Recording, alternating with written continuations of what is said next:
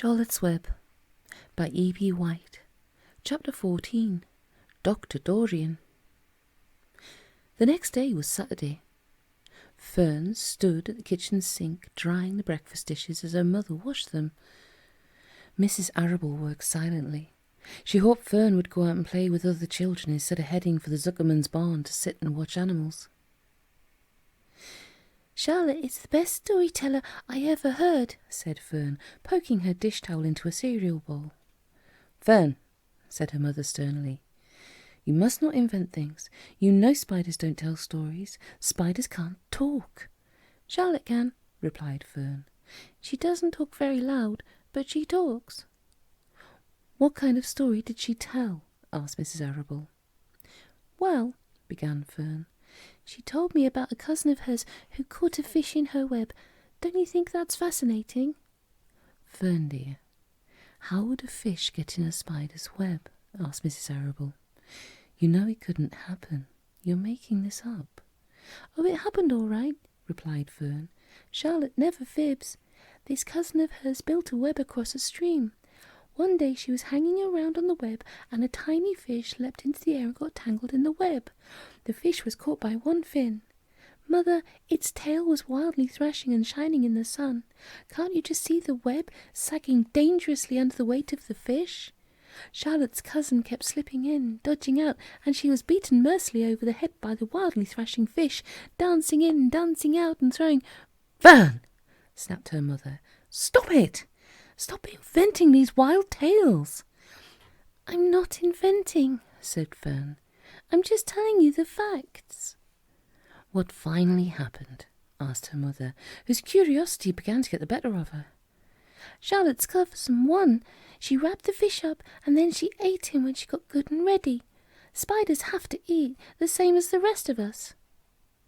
"Yes, I suppose they do," said Mrs. Arable vaguely. "Charlotte has another cousin who is a balloonist.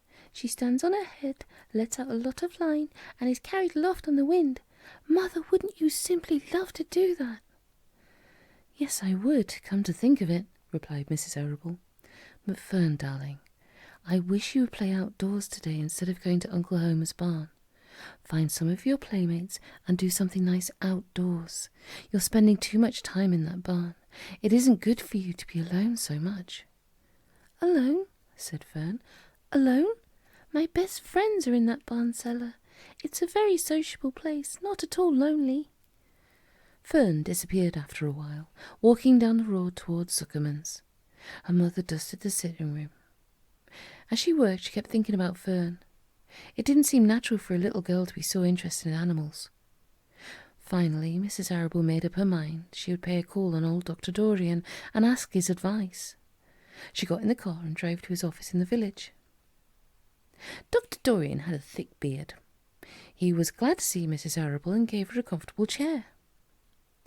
"It's about Fern," she explained. "Fern spends entirely too much time at the Zuckerman's barn. It doesn't seem normal. She sits on a milk stool on a corner of the barn cellar near the pig pen and watches animals hour after hour. She just sits and listens." Dr. Dorian leaned back and closed his eyes. "How enchanting," he said. "It must be real nice and quiet down there. Homer has some sheep, hasn't he?" "Yes," said Mrs. Arable. "But it all started with that pig we let Fern raise on a bottle. She calls him Wilbur. Homer bought the pig, and ever since it left our place, Fern has been going to her uncle's to be near it." "I've been hearing good things about that pig," said Dr. Dorian, opening his eyes. "They say he's quite a pig." "Have you heard about the words that appeared in the spider's web?" asked Mrs. Arable nervously. "Yes," replied the doctor. "Well, do you understand it?" asked Mrs. Arable. "Understand what?" "Do you understand how there could be any writing in a spider's web?" "Oh, no," said Dr. Dorian. "I don't understand it. But for that matter, I don't understand a spider learned to spin the web in the first place. When the words appeared, everyone said they were a miracle. But nobody pointed out that the web itself is a miracle." "What's miraculous about a spider's web?" said Mrs. Arable. "I don't see why you say a web is a miracle. It's just a web." "Ever tried to spin one?" said Dr. Dorian. Mrs. Arable shifted uneasily in her chair. No, she replied, but I can crochet a doily and I can knit a sock. Sure, said the doctor, but somebody taught you, didn't they? My mother taught me. Well, who taught a spider? A young spider knows how to spin a web without any instructions from anybody. Don't you regard that as a miracle? I suppose so, said Mrs. Arable. I never looked at it that way before. Still, I don't understand how those words got into the web. I don't understand it, and I don't like what I can't understand. None of us do, said Dr. Dorian, sighing. I'm a doctor. Doctors are supposed to understand everything, but I don't understand everything, and I don't intend to let it worry me. Mrs. Arable fidgeted. Fern says the animals talk to each other. Dr. Dorian, do you believe animals talk? I never heard one say anything, he replied, but that proves nothing. It is quite possible that an animal has spoken civilly to me, and I didn't catch the remark because I wasn't paying attention. Children pay better attention than grown-ups. If Fern says that the animals in Duckman's barn talk, I'm quite ready to believe her. Perhaps if people talked less, animals would talk more. People are incessant talkers. I can give you my word on that. Well, I feel better about Fern, said Mrs. Arable. You don't think I need worry about her? Does she look well? Asked the doctor. Oh, yes. Appetite good? Oh, yes. She's always hungry. Sleep well at night? Oh, yes. Then don't worry, said the doctor.